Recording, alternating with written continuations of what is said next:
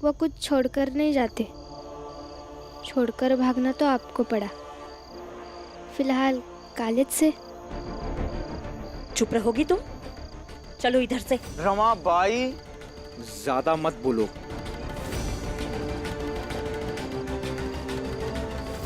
ज्यादा नहीं, सही कह रही हो। वो और बाबा गवर्नर के पास गए हैं, वहाँ से लौट कर आएंगे, फिर हम सब आपकी चाल में ही आएंगे हमारे घर में। ये आप भी देख लीजिएगा। इतना विश्वास कैसे हो सकता है एक छोटी जात की लड़की में? पति के ऊपर पत्नी का विश्वास है, और पत्नी की कोई जात नहीं होती, छोटी या बड़ी। वो सिर्फ एक पत्नी होती है। अच्छा, ठीक है, मैं भी यही इंतजार करता हूँ, देखता हूँ क्या होता है। बिल्कुल कीजिए, ये बिना हल्लाए नहीं आएंगे। लो जीजा जी आ गए।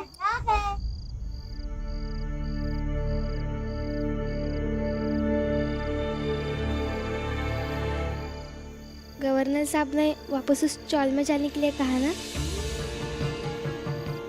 बताइए इन्हें, तब से खड़े हैं। शंकर, छोटी, चलो सामान उठाओ।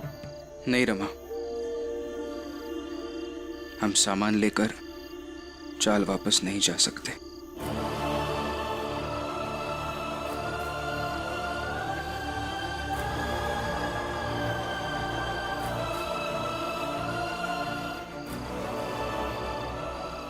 क्यों? गवर्नर साहब ने मदद करने से मना कर दिया क्या? वो तो बड़े लोग हैं, बड़े पद पर पढ़े लिखे हैं, ऐसे केलुस्कर गुरुजी कह रहे थे। वो मिले ही नहीं और मिलेंगे भी नहीं। अब वो इतने बड़े आदमी, क्या तुम छोटी जाति के लोगों से मिलते रहेंगे? और तुम फिर से सोचना कि तुम्हारी जाति पत्नी की है, या जिस जाति का तुम्हारा पति है वही तुम्हारी जाति है, छोटी जाति। मान गया भीमराव तुम्हें, पत्नी को दिखाने के लिए गवर्नर से मिलने गए थे। अरे बेवकूफ, गवर्नर तो बहुत दूर की बात है, गवर्नर का चपरासी भी तुम पर थूकेगा नहीं। मिलने की तो बात बहुत दूर रही। निकल गई ना अब सारी हेकड़ी। हट।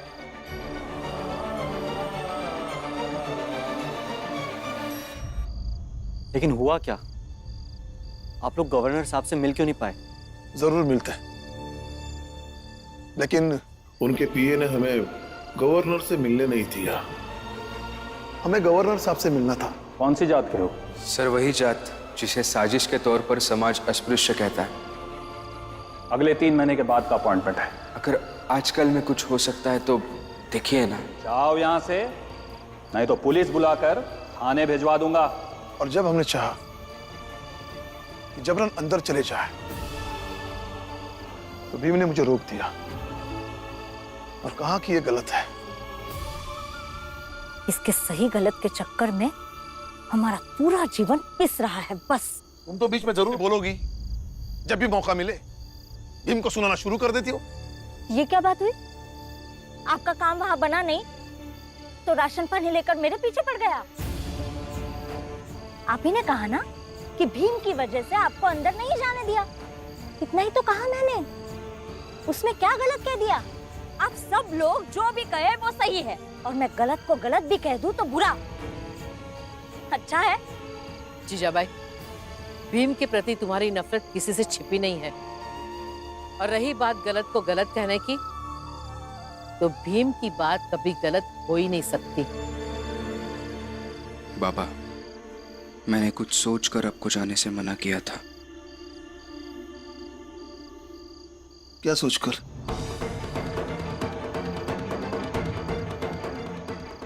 बोलो ना भीम, क्या सोचकर? थोड़ा ज्ञान व्यान बांट दो, और जो भी तुम कहोगे ये सब उसे ही सही मान लेंगे। बताइए ना, आपने क्या सोचकर बाबा को अंदर जाने से रोका? गवर्नर साहब के ऑफिस में उनका पीए था, यानी निजी सहकारी। उसने हमें धमकी दी कि वो पुलिस को बुलाएगा और पुलिस हमें गिरफ्तार करके थाने ले जाएगी। अगर सच में वहां पुलिस आती तो ऐसे कैसे ले जाते? भीमबाऊ कोई ना कोई तरकीब तो निकाल ही लेते ना। अब आप लोग ने किसी का खून थोड़ी किया है। लेकिन खून तो तब भी हो ही जाता ना भाभी, बाबा की वर्दी के गरिमा का।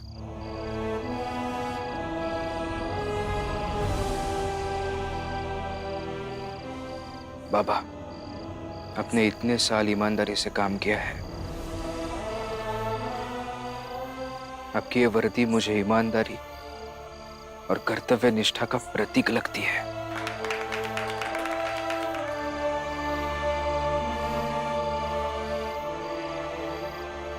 आई भी यही कहती थी। अपने अंतिम समय में वो आपको इस वर्दी में देखना चाहती थी। एक अंतिम इच्छा है, पूरी करेंगे। एक बार वो सूबेदार वाली वर्दी पहन के दिखाई। अब आप भी तो कहते हैं ना, अब जब ये वर्दी पहनते हैं तब एक अलग ही शख्सियत बन जाते हैं।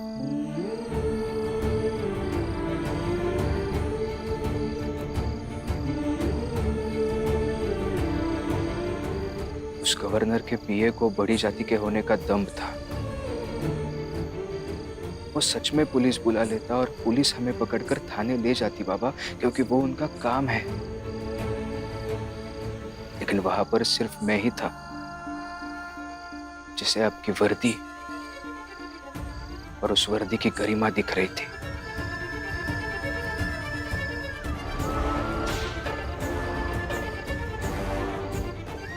लेकिन वहां पर सिर्फ मैं ही था कि आपके वर्दी को बंदी बनाकर थाने ले जाने से रोकूं। उस वक्त जो मुझे सही लगा वो मैंने किया बाबा।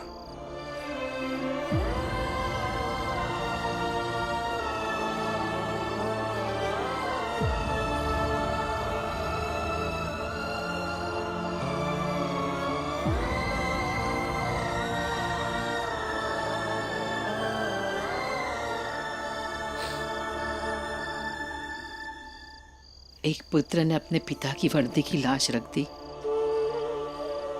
लेकिन जीजाबाई, ये बात इतनी बड़ी थोड़ी है कि हम सब भीम के साथ एकमत हो जाए। जिसे जो करना है करो। आज उसी की समझदारी की वजह से तो सड़क पर आ गए हम लोग। रहो, मुझे क्या करना है?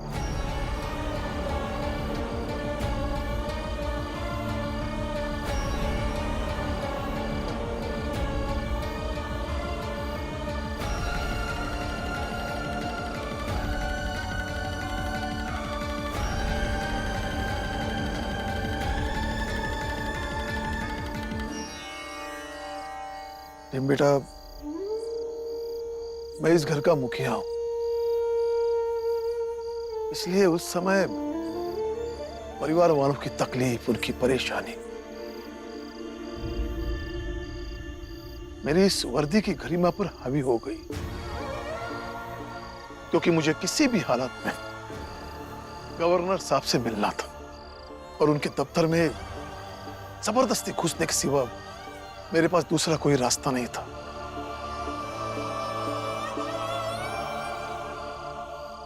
एक रास्ता है बाबा, जिससे हम गवर्नर साहब से मिलेंगे भी और हमारी आवाज उन तक पहुंचेगी भी। कबीरा, जब हम पैदा हुए जग हंसे हम रोए, ऐसी करनी कर चलो, हम हंसे जग रोए। चदरिया झीनी रे झीनी, चदरिया झीनी रे झीनी, चदरिया झीनी रे झीनी, चदरिया झीनी रे झीनी। हमें गवर्नर साहब से मिलना था। ये कब आ गए आप? अरे ये तो सुबह वाले ही है ना? हाँ ये वही है। ये क्या तमाशा लगा के रखे हैं यहाँ? भगाओ इन्हें। अरे ये को बताते हैं, चल चलो। 5 तत्व की पूनी, 9-10 मास बुनन को लागे, मूरख मैली किन्हीं चदरिया झीनी रे झीनी, चदरिया झीनी रे झीनी।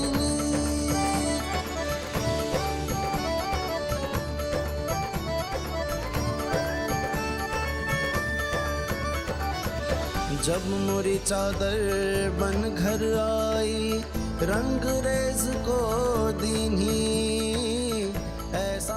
तुम लोग फिर आ गए?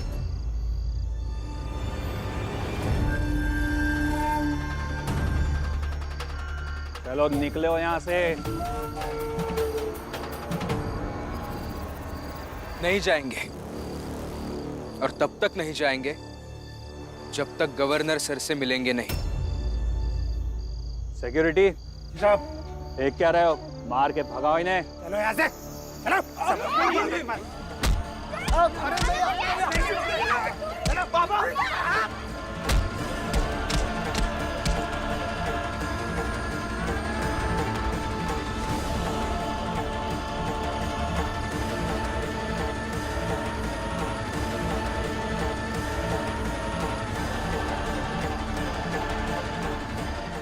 रुको रुको, साहब ने इन्हें अंदर बुलाया है। क्या बात कर रहे हो? साहब जानते भी हैं कौन है ये लोग? ये छोटी जाति वाले लोग बड़े औहदे वाले साहब से मिलेंगे, साहब के आलीशान घर में जाएंगे, फिर भी साहब ने उन्हें अंदर बुलाया। साहब अंग्रेज हैं, उन्हें जाति पाति के बारे में नहीं पता। जाओ जाकर बता दो ये बात। निकालो इन्हें यहाँ से। अरे दूर हटिए। दूर तुम लोगों को जाना है। अभी तो सिर्फ चोट लगी है ना, अधमरा करके फेंक देंगे यहाँ से। नहीं जाएंगे। अब तो हम आपको धक्का देकर भी अंदर जाएंगे। पहले भी कर सकते थे, लेकिन वो गलत होता। अब गवर्नर साहब का आदेश आ गया है, तो अंदर जाएंगे ही।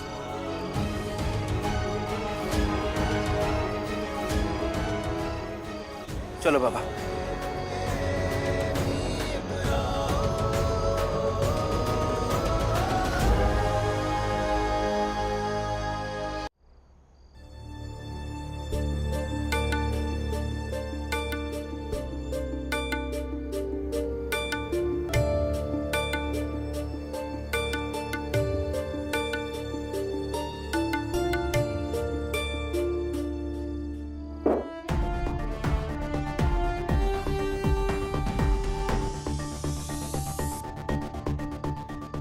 तुम लोग बहुत अच्छा गाते हो।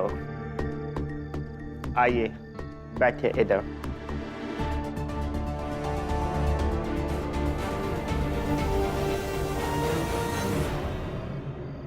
अरे तुम लोग नीचे क्यों बैठ रहे हो? इधर बैठो, वो कोई बैठने की जगह नहीं है।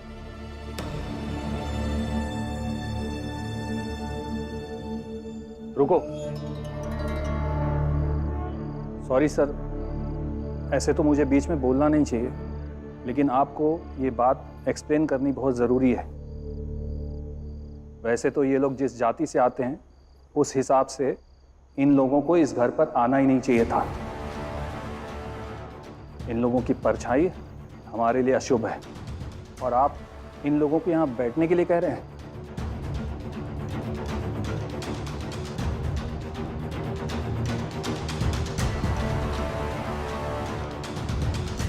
इन लोगों के यहाँ बैठने से ये सब अशुद्ध हो जाएगा। फर्श को तो पोछा लगाकर शुद्ध कर लेंगे, लेकिन ऊपर का कैसे करेंगे? सर, मुझे पता है कि ये लोग जहाँ बैठे हैं वो बैठने की जगह नहीं है, लेकिन जैसे इन्होंने अभी कहा, ये लोग हमेशा हमें हमारी जगह दिखाते रहते हैं, लेकिन आज हमें आपसे मदद चाहिए। We really need your help sir. पहले आके बैठिए, फिर बात करते हैं। चल बेटा।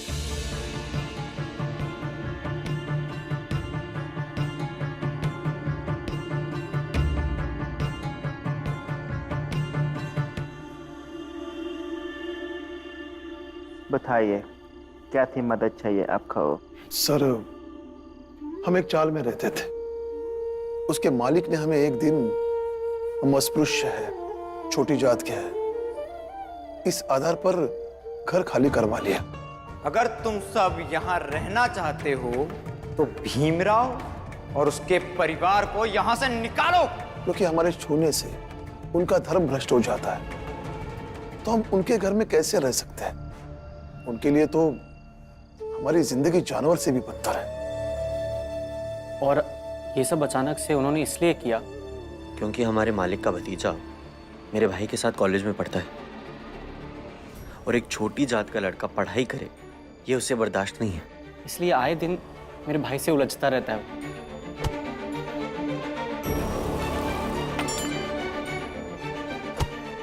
और इसी चलते व्यक्तिगत दुश्मनी निकालने के लिए उन्होंने हमें घर से निकाल दिया। व्यक्तिगत दुश्मनी हो या ना हो, लेकिन मकान मालिक तो वही है ना, तो इस हिसाब से वो किसे घर पर रखें या ना रखें, ये उनका अधिकार है। मुझे इसमें कुछ गलत नहीं लगता है सर। लेकिन ये गलत है सर। अगर मालिक होने के तौर पर उन्होंने घर से निकाला होता तो बात अलग थी, लेकिन छोटी जात के होने के कारण घर से निकाला गया है, ये गलत है ना? जैसे आप सर, आप अफसर के पीए हैं, इनसे कौन मिल सकता है कौन नहीं मिल सकता है ये आप तय करते हैं। इस फैसले के आप मालिक ही हैं, लेकिन फिर भी आज मेरे और बाबा के साथ आपने जो किया, जाति के नाम पर सर से मिलने के लिए मना किया, ये तो बात गलत है। This is also wrong sir. और जब हम रास्ते पर रह रहे थे तब बाबा ने एक और घर ढूंढा था, वहां पर भी वो लोग आ गए। 5 रुपए महीने का किराया मैं देता हूं आपको। और उस मालिक को ज्यादा किराया देने का लालच दिया और उसने भी घर देने से इनकार कर दिया। ये सब गलत है ना सर?